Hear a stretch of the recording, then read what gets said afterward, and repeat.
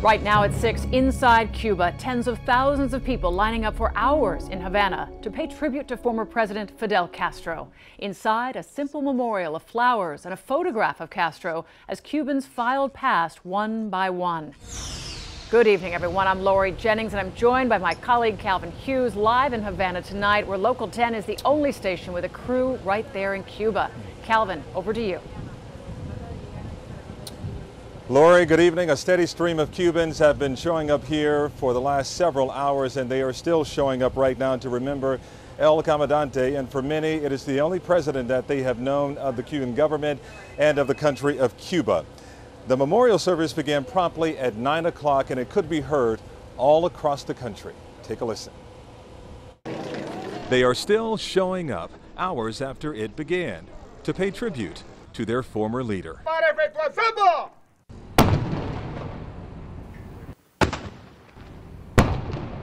To begin the first tribute to the founding father of Cuba's revolution, a 21-gun salute for Fidel Castro. The salute happening at the same time in Havana and Santiago de Cuba, the so-called cradle of the revolution. It was a remembrance with full military honors. And with some arriving as early as 4 a.m., tens of thousands turned out to pay homage to Castro, who died at the age of 90 on Friday. And his legacy is clear to those like Roberto Rivera Lugo. He tells me Castro was a man that gave his life and then his entire life for the progress of Cuba. And she tells me it's beautiful to see so many people in such a short amount of time ready to show the rest of the world that he was loved. When asked if he was forced to be here, this man seemed offended by the question and replied, "No, I was not, and Fidel is in my heart." Well, right now I'm having to carry the tripod and some other equipment so we can make our way through the other side to get to the media area. But as you can see in back of me here, it's a wall of humanity, a sea of humanity, under the large looming sculpture of Jose Marti, Cuba's most recognized freedom fighter and said to be Castro's hero. The people filed past a 9-story poster of their former leader. His ashes were not on display.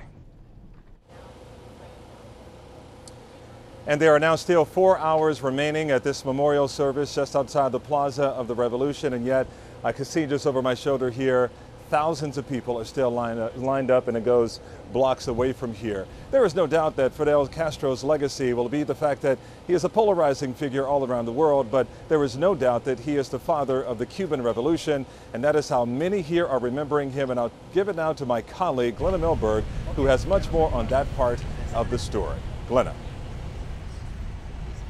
And Calvin, we've been watching thousands upon thousands upon thousands of people wondering what is this attachment to this revolution. And a critical component is what some would call the immersion, the education, and others, of course, would call indoctrination. They are among some 11 million Cuban citizens, most of whom only know La Revolución as a way of life. Significa todo. It signifies all. La revolución es vida. The revolution is life.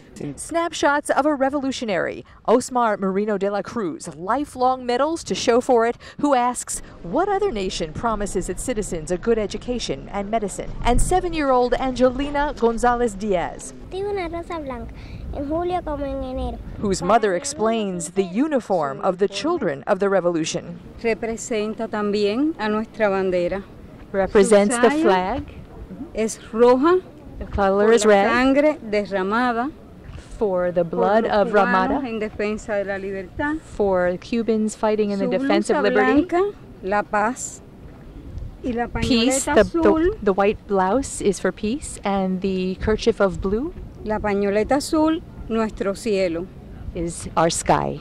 The ideals of Fidel Castro's social experiment, imposed by force half a century ago, remain unchanged. This event marks the beginning of an historic end and also the beginning of an historic beginning. But the question is, what is the future? El futuro va a ser el mismo que el presente. It's going to be the same as the present.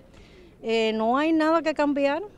There's nothing that can change? Nada que cambiar. And of course, technically, the future of Cuba after Fidel Castro is already underway and has been for the last decade, which is how long Raul Castro has been the leader of Cuba. Calvin. The younger brother of Fidel Castro at 85 years old. Glenna, thanks a lot on the complicated history and the complicated legacy of Fidel Castro.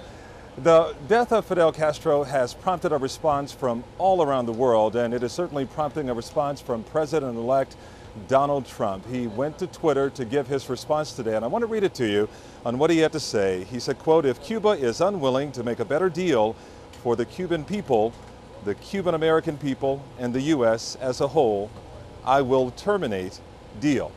What that means, we really don't know, but certainly it is something we will continue to watch out for as President-elect Donald Trump goes to the White House.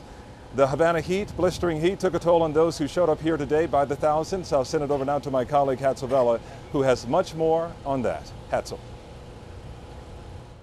Calvin, think about this. We got here at 9 this morning, and by the time we got here, already hundreds, if not thousands of people were already in line. One gentleman I spoke to said he had been here since 6:30 this morning. I went on to ask him, listen, why is it so important to be here? He says, well, you know what? This is like the father of our country. You can see in this video, lots of folks waiting in line. One woman even fainted. So the equivalent of the Red Cross here came and helped her. The weather was amazing, but you know from living in South Florida that if you stand here long enough with the beating sun, you're going to get a lot of sick people.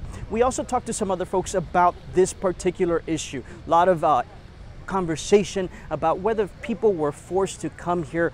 We talked to several people, different people from different backgrounds. One young woman said, you know what, this is not the case. Here's the answer.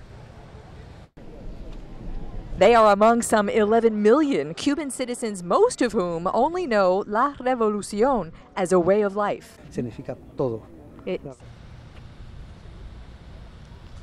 All right, so you know, you talk to different people, it doesn't matter the ages, some are born with the revolution, others not born after the revolution, and they're all telling me the same thing. This was really a way to come here and honor Fidel's memory. And when I pressed them on the fact that some folks back in South Florida think that they were forced, they're saying that is not the case. We came out of our own free will. Calvin, back to you.